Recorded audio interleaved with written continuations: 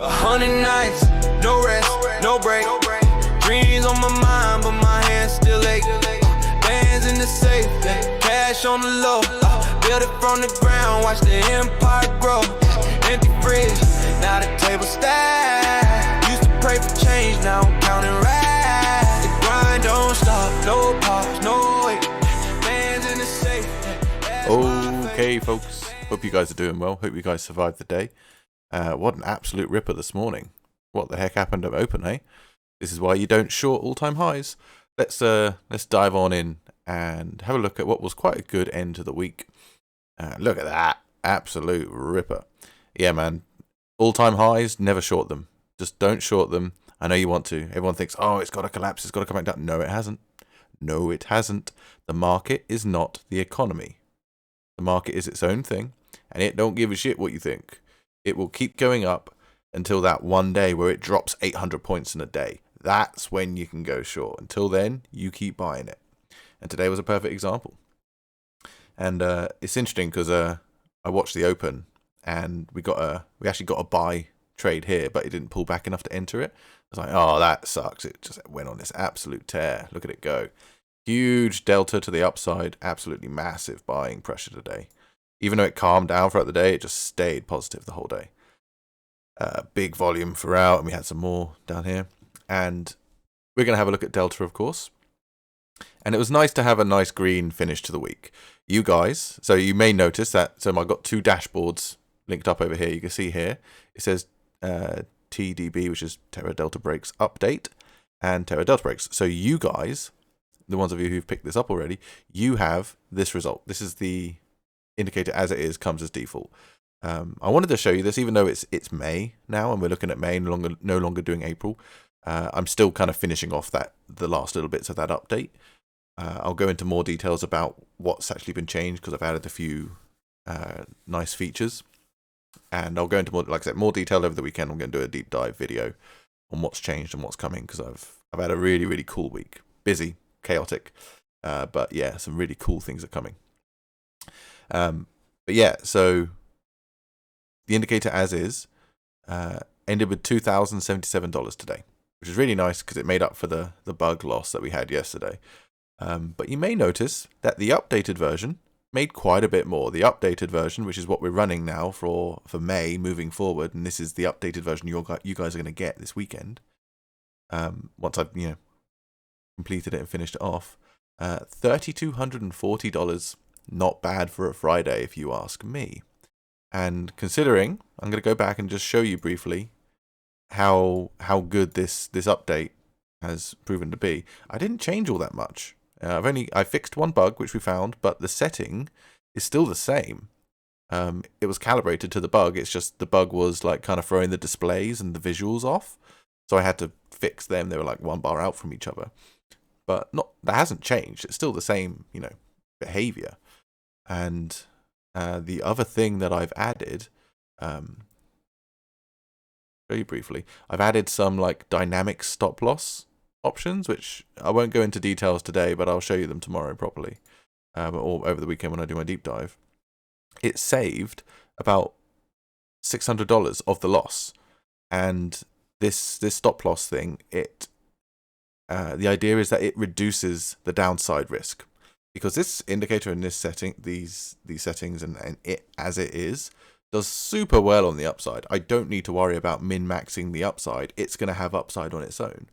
I care about protecting the downside. The idea is to use this on prop firms and milk the prop firm industry for all we can get out of it. I care about maintaining the drawdown risk. So these new settings reduce the lower end of it. And I went back over all of April, which will look at that backtest. There was 1 or 2 days where it made, quite a big difference in our favor. Some days where it wasn't quite so in our favor.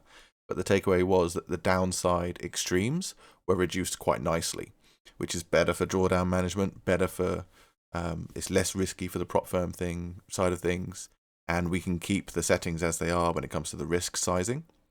And if you run a prop firm that allows you to build up a buffer, you can actually keep scaling up that risk if you want to.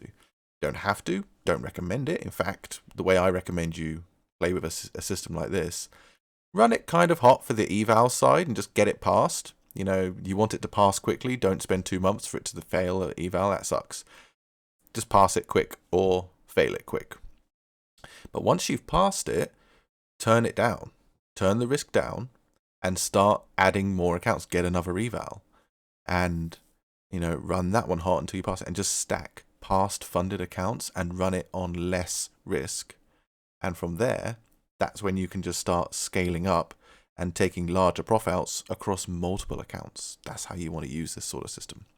These details are we go into them in the strategy course that you get with this tool, with this indicator. But, you know, all that stuff's for another day, really. Let's go look at the details, because if we go back to Wednesday, there we go, and let the dashboards populate, you'll notice that not much else changes. You know, it's not some big holy grail where all of a sudden, oh, I fixed it, no more losses forever. No, of course not. The indicator does take losses from time to time, and the point I'm making here is that, well, you can see here, that's quite a big difference, right? Quite a big difference, right? So it was 1260 on Wednesday, and these little updates, 3660. That, however, was due to the 2 losses that we took around FOMC. Remember, if I mentioned in yesterday's video, if you're new here, yesterday I added news avoidance. So with the new settings, you can basically not trade around FOMC and CPI and all those high impact news where it can just get really whipsawy, which is exactly what happened on the old settings. Even though it's a profitable day, it could have been a lot more profitable. The tune of about $2,400, I think. Yeah, $2,400 could have been up on Wednesday. But hey ho, live and learn. That's all. That update is due to the new automation plan, which is a discussion we're going to go over in more detail on Saturday or Sunday, because yeah, those plans have gotten really exciting. A lot of work for me, but oh boy, am I going to do it. I am definitely going to do that. It's going to be amazing. And I'll show you Tuesday. I don't think Tuesday was any different, if I remember rightly. So basically a break-even day for both sets of settings. Different amount of trades, actually, but it just means there were more break-evens. And Monday, I think, actually was an ever so slightly bigger loss. I think it's a difference of about $80 with the new settings. So that stop loss dynamic movement, it's not like going to improve the results day in, day out, but the idea is that it can quite significantly. Yeah, there you go. See, what's that? $60 difference. So you lost $60 more on Monday with these settings.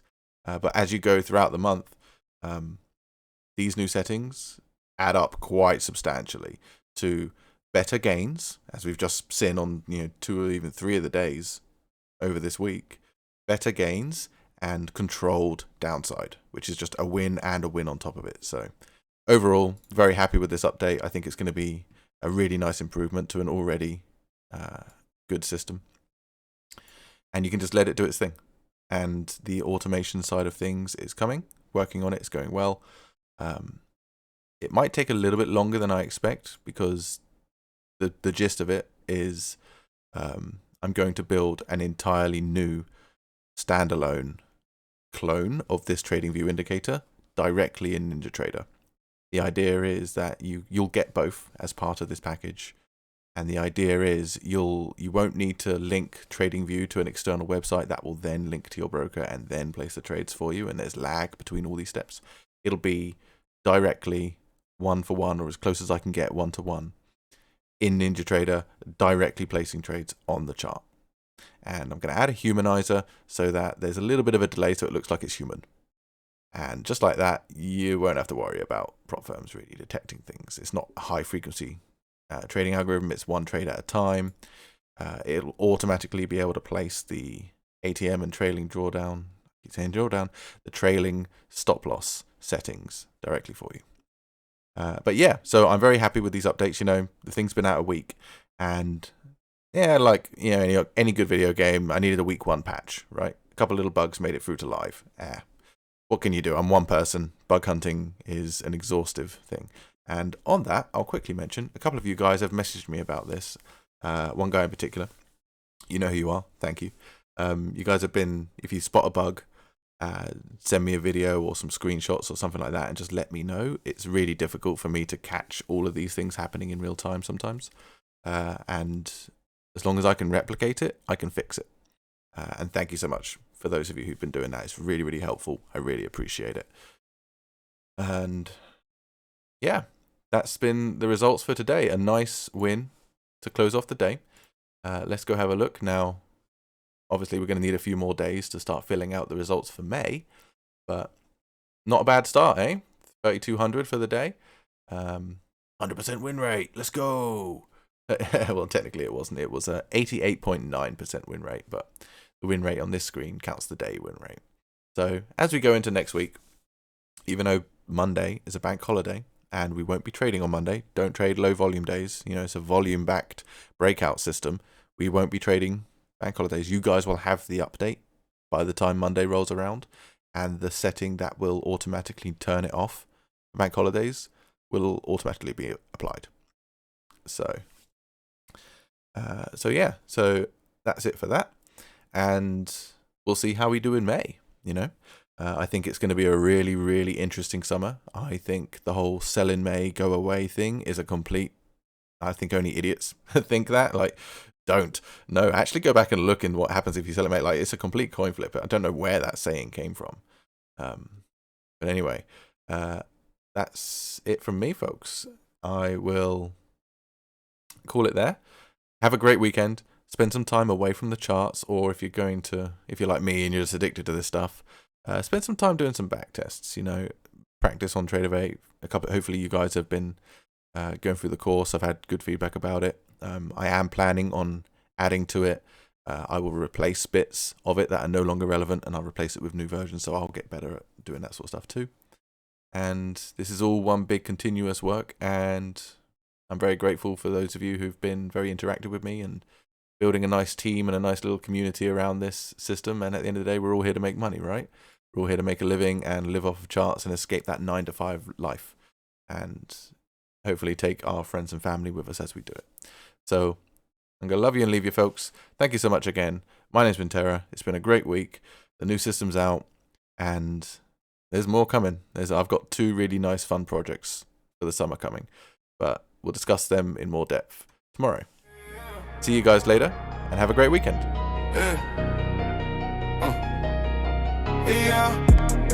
Now it's home like a battle cry.